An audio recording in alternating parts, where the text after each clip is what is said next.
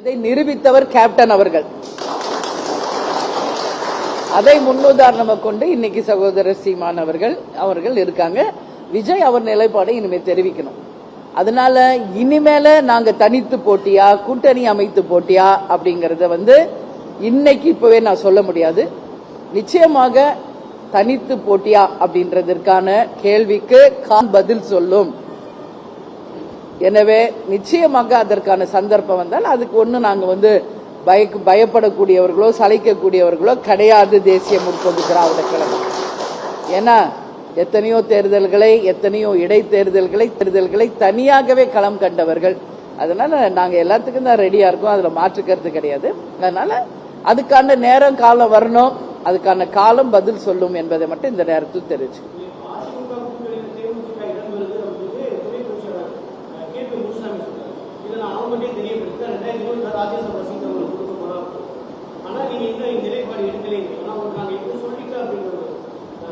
இல்ல அதிமுக அவங்க கருத்து சொல்லியிருக்காங்க. அதை நாங்கள் வரவேற்கிறோம். ஏன்னா 2026 ராஜ்யசபா சீட் தரப்படும் என்பதையும் அவங்க தான் அறிவிச்சிருக்காங்க. இது நான் ஏற்கனவே எல்லாமே உங்ககிட்ட சொன்னதுதான் திருப்பி எனக்கு சொல்ற மாதிரி இருக்கு. 5 பாராளுமன்ற தொகுதி பொறுப்புகளுக்கு நம்ம அறிவித்த போதே ராஜ்யசபாவும் அறிவிக்கப்பட்ட ஒண்ணுதான். ஆனா வருஷம் அதுல குறிப்பிடவில்லை. அதனால நாங்க அப்பவே கேட்டோம் வருஷம் குறிப்பிடுங்கன்னு. அப்படி வருஷம் குறிப்பிடுவது வழக்கத்தில் இல்லை என்று அண்ணன் எடப்பாடியார் சொன்னார். அதை விட எழுத்துப்பூர்வமா நான் தர்றதை விட என்னுடைய வார்த்தைகள் தான் மிக மிக முக்கியம். ஒரு வார்த்தை கொடுத்தா மாற மாட்டோம் அப்படின்ற உறுதியும் அவர் கொடுத்தார். இப்ப இந்த முறை இல்லை 2026 ராஜ்யசபா அப்படின்னு சொல்லியிருக்காரு. எல்லா பிரஸ் மீட்லயும் நான் சொல்றதுதான் சொல்றேன். பொறுத்தார் பூமி ஆழ்வார். நிச்சயமாக அதுக்கான காலம் வரும். அதனால வெயிட் பண்ணுங்க.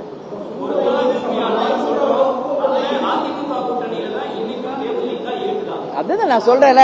இன்னைக்கே உங்க கேள்விக்கு இந்த நிமிஷம் இப்பவே நான் பதில் சொல்ல முடியாதுன்றது நான் தெளிவா சொல்லிட்டு இருக்கேன்.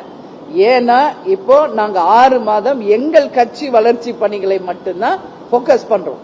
எவ்வளவு வாட்டி உங்களுக்கு சொல்லிட்டேன். எதுக்காக இன்னைக்கு ஆலோசனை கூட்ட கட்சியில யோசிச்சு பாருங்க.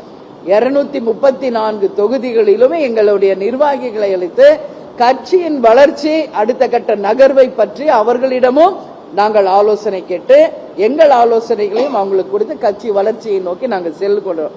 அப்படி இருக்கிறப்போ இன்னைக்கு இந்த நிமிஷமே யார் கூட்டணின்றது எங்களால் இப்போ உடனே தெரிவிக்க முடியாது. நிச்சயமாக வெகு விரைவில் அதுக்கான நேரம் வரும்போது உங்களுக்கு அறிவிக்கிறோம்.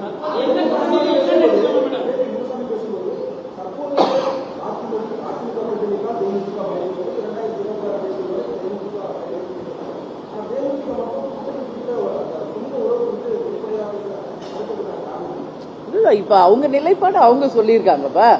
தேசிய முற்போக்கு திராவிட கழகத்தினுடைய நிலைப்பாடு நாங்க கொஞ்சம் டைம் எடுத்து சொல்றோங்கிறோம். வேற ஒன்னும் இல்ல டிஃபரன்ஸ். எல்லாமே இன்னைக்கே இந்த நிமிஷமே சொல்லணும்னு ஒன்னும் இல்லையே.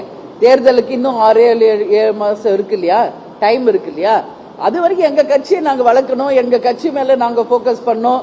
பூத் கமிட்டிகளை அமைக்கணும். தேர்தலுக்கு நாங்க தயாராகணும். இந்த வேலைகள்லாம் இருக்கு இல்லையா. அதிமுக அவங்க நிலைப்பாடை சொல்லியிருக்காங்க, வரவேற்கிறோம். தேமுதிகவின் நிலைப்பாடை நாங்க அறிவிக்க எங்களுக்கு கொஞ்சம் டைம் வேணும் நாங்க கேட்கிறோம். ஆமா, இப்போதைக்கு நாங்க எங்க வேலை தான் பார்த்துக்கிட்டு இருக்கோம். தேசிய முற்போக்கு திராவிட கழகம் எங்கள் கழகத்தினுடைய வேலைகளையும் எங்கள் கழக வளர்ச்சி பணிகளை மட்டுமே போக்கஸ் பண்ணிக்கிட்டு இருக்கோம்.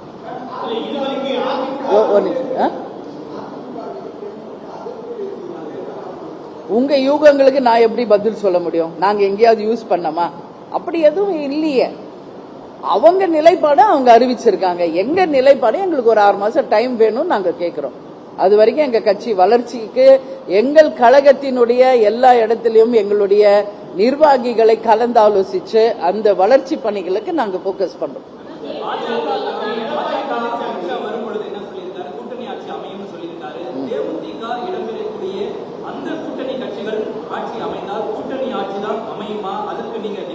இது 2 நாளைக்கு முன்னாடியே நான் சொல்லிட்டேன் கரூர்லயே. அப்படி கூட்டணி ஆட்சி அமைந்தால் வரவேற்கக்கூடிய ஒரு விஷயம் தான். தப்பு ஒண்ணும் கிடையாது. இன்னைக்கு எல்லா மாநிலங்களிலும் கூட்டணி ஆட்சி நடக்குது. தப்பு ஒண்ணும் கிடையாது. அப்படி ஒரு சூழ்நிலை வந்தால் கூட்டணி ஆட்சி வந்தால் நல்லதானே. எல்லா அதிகாரம் ஒரே மையத்துக்கு போறதுக்கு பதில் பகிர்ந்து அளிக்கப்படும் பொழுது மக்களுக்கும் நாட்டுக்கும் நல்ல விஷயங்கள் நிறைய நடக்கும். அப்படி ஒரு சூழ்நிலை வந்தால் வரவேற்கத்தக்க ஒரு விஷயம்.